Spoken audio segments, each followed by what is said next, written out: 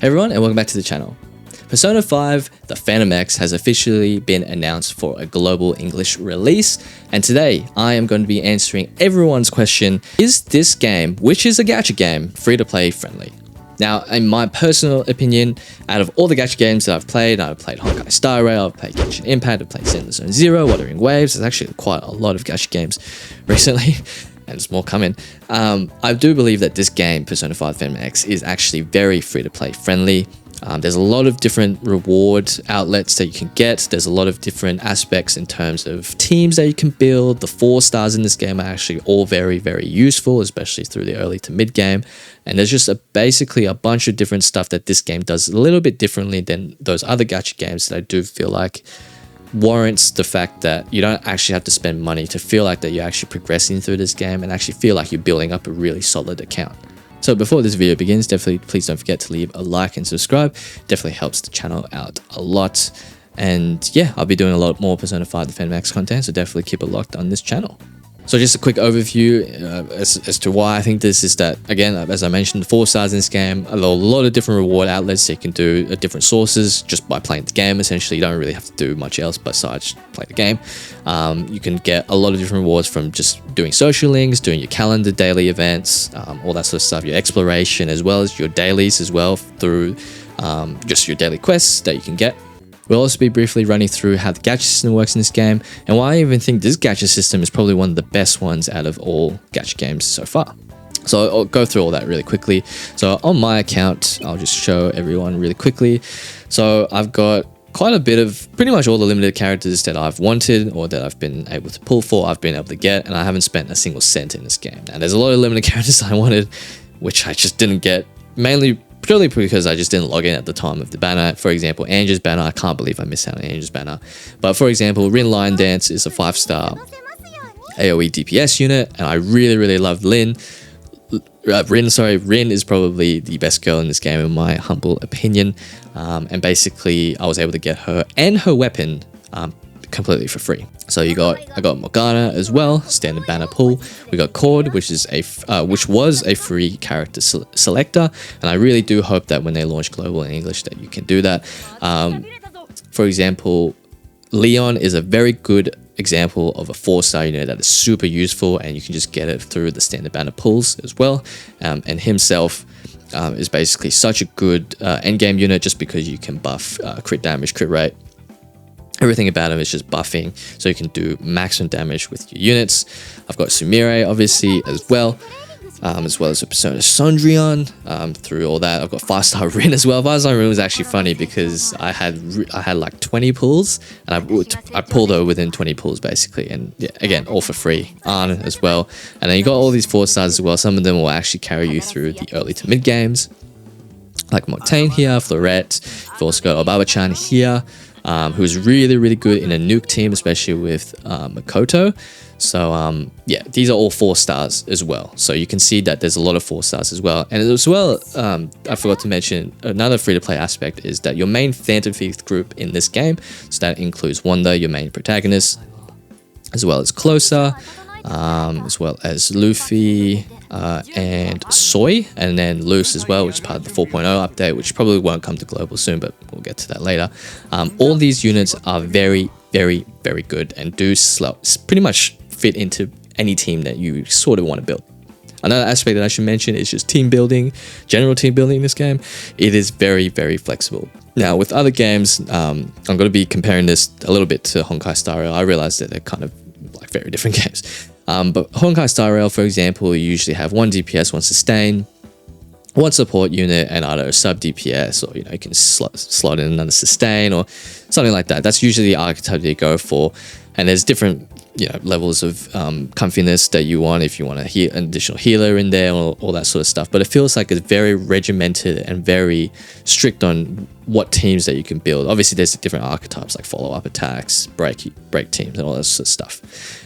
In Persona 5X, it's basically, if you just want to slap together a team, you can just slap together a team. If you want to use 2 DPSs, 3 DPSs, that's all well and good. And it's all because of the main character, Wanda, and the way that you can make Wanda into basically the most, like, has the most utility unit out of every single person in this game, because you can actually get up to 3 different personas. Now I will go through the persona system in this game, because obviously it's called persona for a reason, so I will go through how personas work in this game.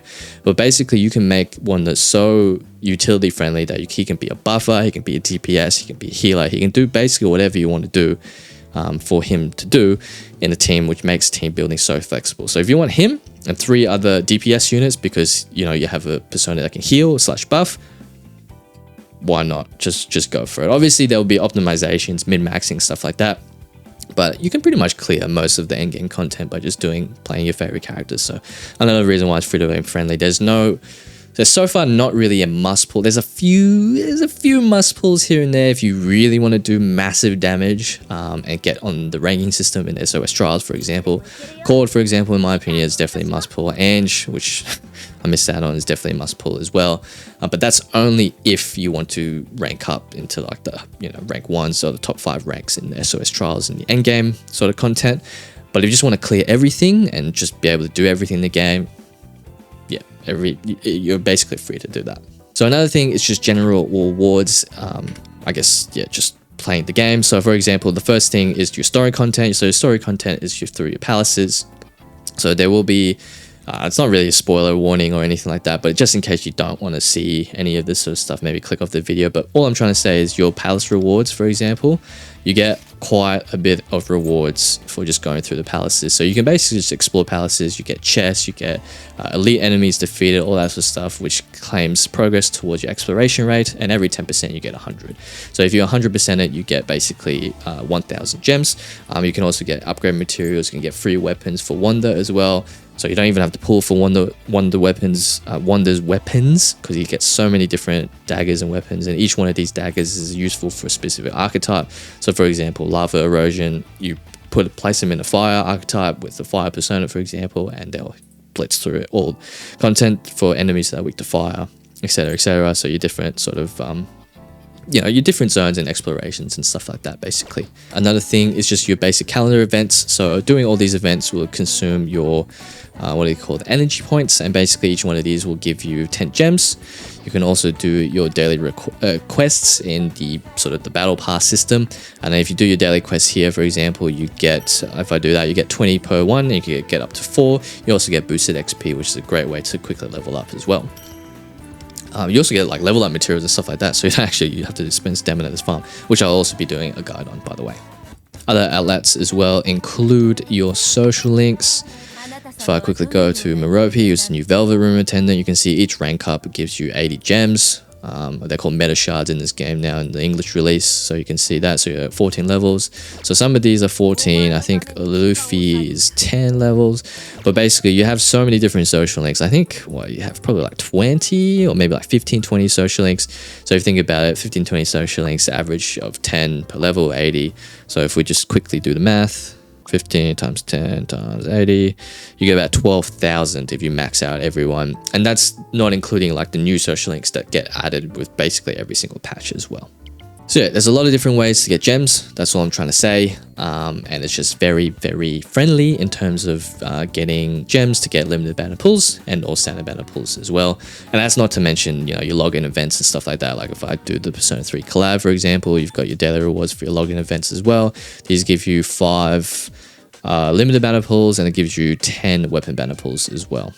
I guess that perfectly leads me on to the gacha system and how the gacha system works, and why I think the gacha system is actually more free-to-play friendly than any other gacha system.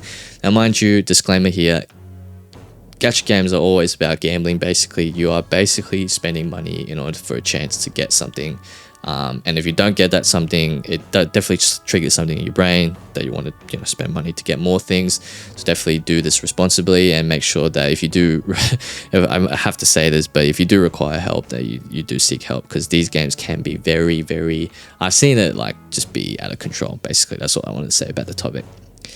But another reason why these are kind of more user-friendly is because your banners are split up into your limited banners here, as well as your weapon banners, which each use a different currency. So I know Wuwa does this, for example. Hoyo gacha games do not do this. They all pull from the same basically, but the reward base essentially is the same, but you don't necessarily have to spend your limited banner pulls if you want to pull someone's weapon as well, for example.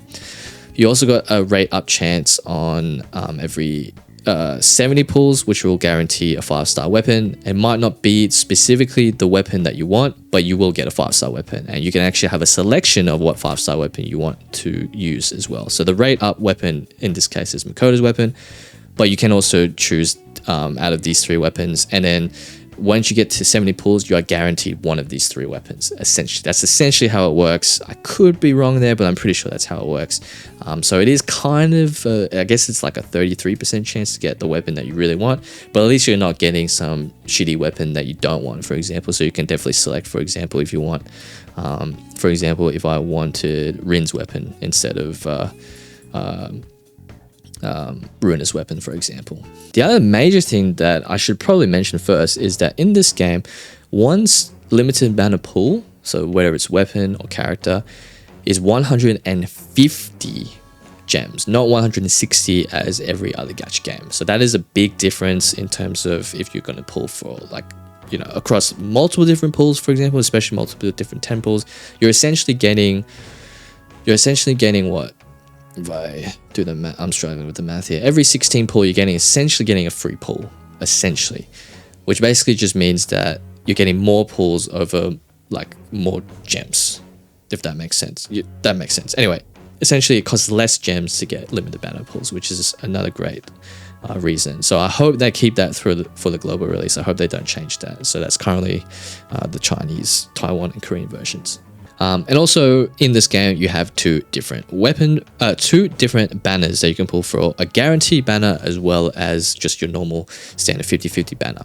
So you can see here for Makoto Yuki, you've got the get 1 5-star every 110 pulls, and this is guaranteed. This is 100% guaranteed that if you reach hard pity at a 110, so you can see here they even tell you what pity you are on, you are guaranteed to get Makoto Yuki. Whereas on this banner, it's the hard pity is at 80 and it's a 50-50 chance that you get Makoto Yuki.